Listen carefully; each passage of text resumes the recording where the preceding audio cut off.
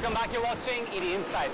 Milk farming is the largest part of the agriculture sector, contributing 2.25 lakh crore rupees to India's GDP. Yet, almost 80% of the sector is unorganized. And milk cooperatives across the country are fighting hard to retain their share in the remaining 20%. But unfortunately for them, they may be fighting a losing battle. Asha Gopalakrishnan tells you why.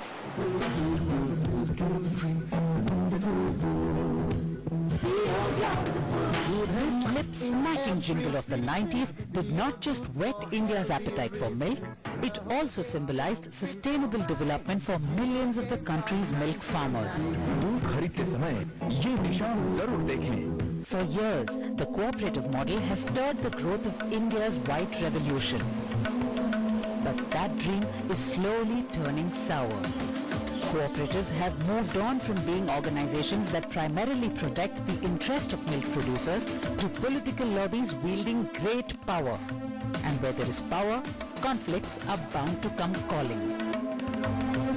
Milk cooperative मध्ये जसं एक गाव एक संस्था व्हायला पाहिजे त्या योगे ती संस्था चांगली चालू शकते.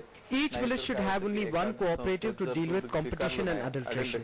Otherwise, it will not be feasible. करू शकते ते कोणालाही घालू शकते किंवा दराचा फरक समजा दरापेक्षा काय की अडल्ट्रेशन दूध एकमेकाकडे जात असतं आणि ते फिजिबल पण होत नाही. But cooperatives may have been struggling even if there were just one of them in each area. That's because while milk supply has been rising these past few years, so have input costs. We have about 10.8 million hectares of land under green fodder. That amount is not going to increase, but hardly 7% of that land is under improved seeds, using improved seeds. So there is scope for providing improved seeds to be growing better quality fodder on land presently covered. The price of cattle feed, which comprises 70% of milk production costs, has nearly doubled from 6,600 rupees per metric ton in April 2008 to 10,000 rupees per metric ton in March this year.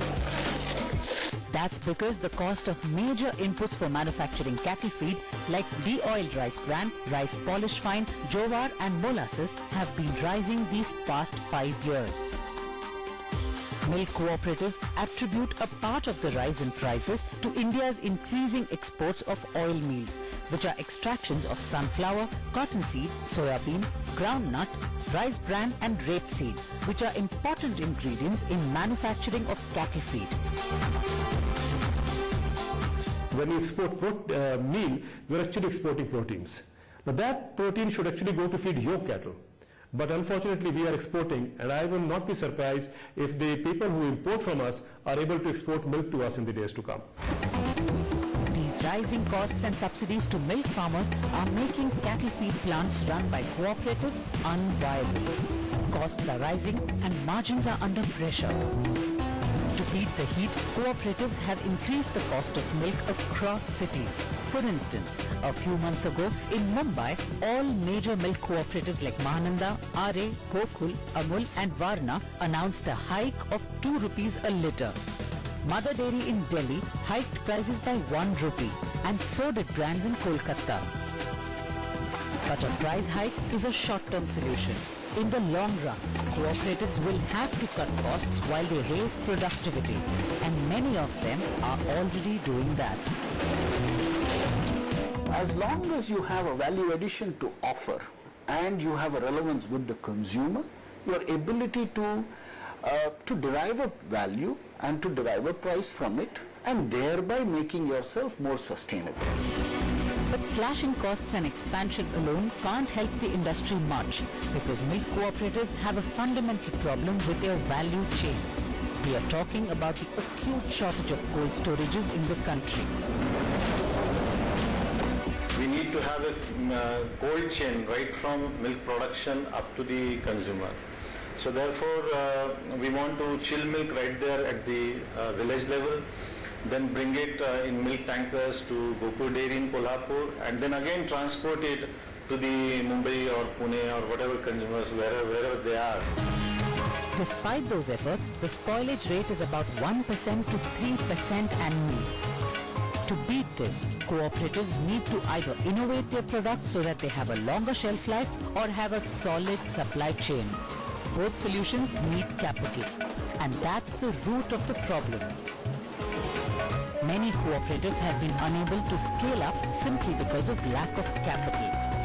Banks still don't consider cooperatives as economic institutions, and dairy cooperatives are still not a part of their priority sector lending, which means that they have to bank on grants or memberships for capital.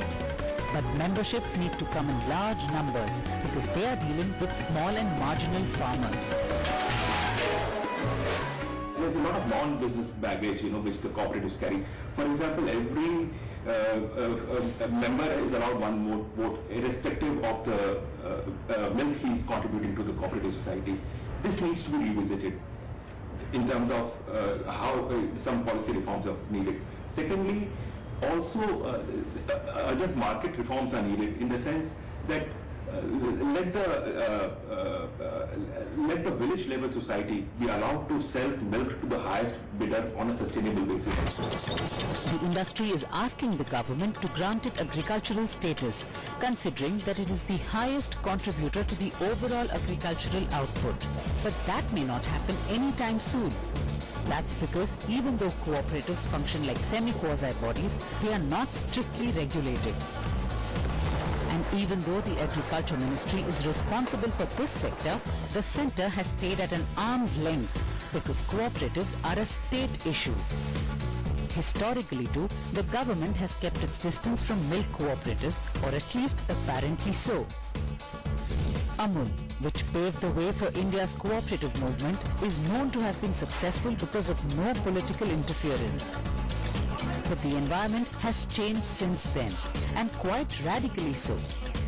Imports are no longer banned, and deep-pocketed private players are rushing in. Major players are coming in private fields only. So that is a bigger challenge for cooperatives. Multi-states are coming in. They are also, I won't call it a threat, but they are the competitors. Private players are there in the market.